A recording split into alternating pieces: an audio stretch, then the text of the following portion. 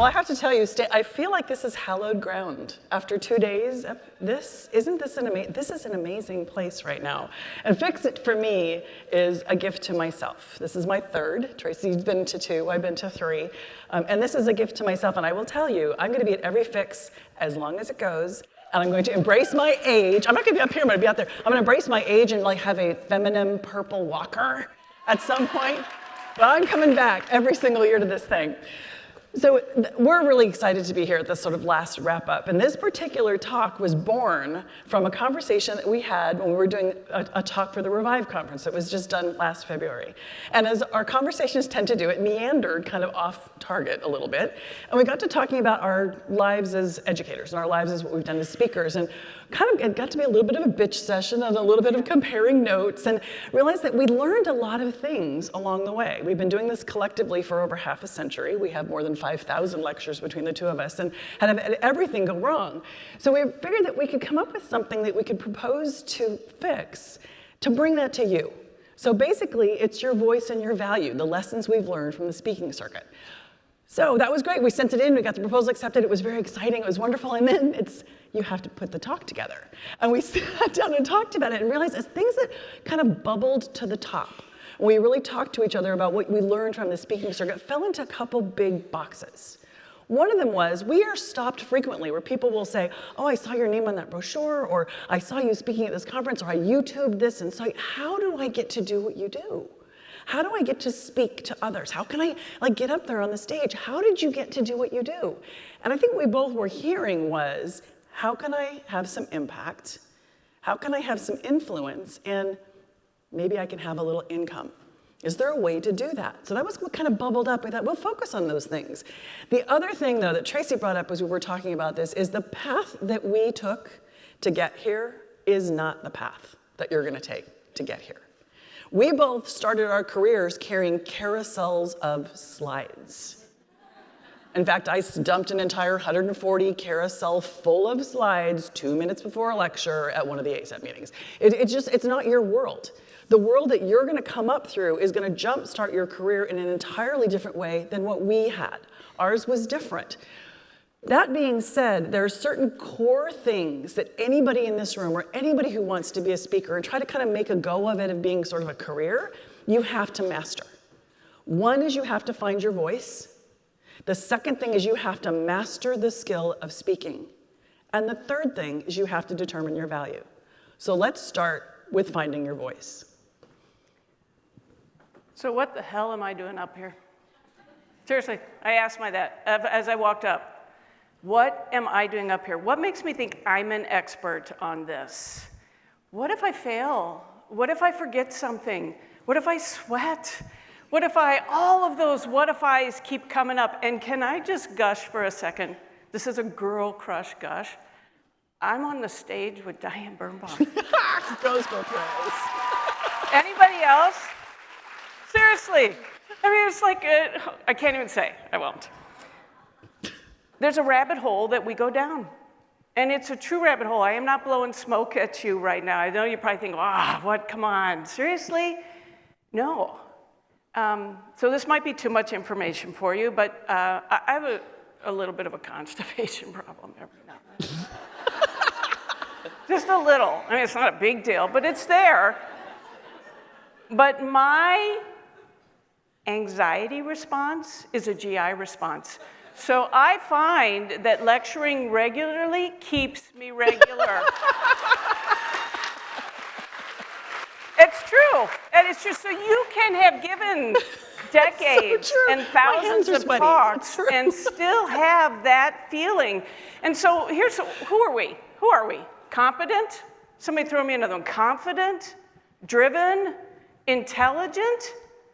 And yet, when somebody says to us, get up and be a public speaker, get up there and throw you soul-bearing a lot of the things that we heard here, what are the two questions that come up? And I think Brené Brown summarizes those two questions. They're the two questions that stop us, that block us from reaching our potential, and they are, am I worthy and will I belong? So why do we do it, Diane? Well, what to do is you have to find your voice. You basically have to figure out what your superpower is. You need to trust that you're worthy and then find what drives you. You just heard 2 days of amazing things that are passions for people. What you need to do is find your voice. Find what you want to do. Find what you want to say. You want to have an impact and you want to have influence. Trust that you are worthy. Take your message and look what we just did. Look what just happened here. And every single one of you can be up here. We were talking in the back about people that sent in I sent a proposal and then, oh my God, it got accepted and I have to actually do it. You absolutely can do that. But you have to find your voice. One of the things about making this a career, if you decide to, is you've got to pick something that is sustaining to you. Whatever that is, because if you end up successful in this, you're going to be asked to talk about that over and over and over again. So seriously, it's good. You got to be something that you love. So find your voice, find your superpower, find what drives you. Tracy is one of the best people as far as teaching people about professional development and leadership skills and a clinician educator. I love being a clinician educator. Find what that is that drives you, find your superpower, and go for that. But I have to tell you, once you've decided that, you have to learn the skill. Tracy, how do we do that? So how do you become a high-impact speaker? How do you become a speaker? Well, there's 3 big ways. 1, you can be famous. If your name's Kennedy or Kardashian, you'll probably be asked to speak. 2, you can do something strikingly unique. I don't know, cut off your arm with a pocket knife. On a transatlantic flight, take juice bottles and oxygen tubing and make a Pleurovac. Those are striking things that will bring people back. Land a plane in the Hudson, right? I'm not sure all of us are going to be doing that. So what is the way we will probably be asked to speak? And that is consistently serving your audience. Consistently serving your audience. Taking what Diane said, pick something that matters. And then take what matters to that audience. Now, what you've heard up here, climate change, bias, maternity or family leave policies, it's also D-dimers in PE, pain management in sicklers. You want to take what matters, then you put the time and energy into it, and then you bring that to the audience that needs to hear it. How do you do that? I mean, how do you learn that? Well, what you really need actually is mentoring and networking. We'll talk a little bit more about networking in a second, but what you need in this is a mentor. Mentoring, and every single person up here this week, every single person had a coach, every single person, and you can see what they got from that. And I'll tell you, the coaches got more out of it than the mentees did, I guarantee it. We learned so much. You need to have a mentor and you need to have a coach. And how do you do that? Well, first of all, I get first dibs on Dr. McNeil, mine. I get Dr. McNeil as my mentor. But the reality is you need to find a mentor, and they're everywhere. So look around you. The mentor to help you get there is maybe on this stage, is maybe in the office next to you at work, is definitely in this room, is it an AWIM meeting or an ASET meeting or in the C-suite of wherever. Their mentors are everywhere. And if you want to be a speaker, having a coach is very handy. So find someone who's done it before and they can coach you through that. And if you've done that, you've found your voice, you've developed your skill, you have your mentor, you have your coach, you're ready, how do you get out there and do it? Well, I think it's networking. It's taking those opportunities that are out there. I'm going to be very frank here. To become a great speaker takes time. It takes practice. It takes putting yourself out there. And what Diane said to alluded to in a second, that things have changed. I'll tell you the way I learned to speak as I started with Scientific Assembly for ASEP. Here's the problem. I had to wait for another year to apply and to get accepted. If I was in your neighborhood, if I'm in Austin, I'm in Tampa, I happen to be in Houston, I'd call you up and say, do you have any space in your didactics? I'm going to be in your area. My daughter's playing lacrosse, can I come talk to you? If you had a sorority meeting, if you had a church group meeting, if you had the women's club meeting, I'm telling you. So this is probably at least 10 years ago. They said, come speak to us about menopause. Man, I read up all about menopause. I went and gave this huge lecture, and then when it hit, I'm like, I did not know a damn thing. I didn't know a thing. Oh, they say, oh, this little hot flash. What the hell? Your life just goes. So you find every kind of opportunity out there, regardless if you know the information or not. But what I do think is important is that networking, that getting out there, that making those connections. Here where I think things are going to change. It took me years of experience and doing it to build the credibility to where somebody would say, come speak to us. That's changing.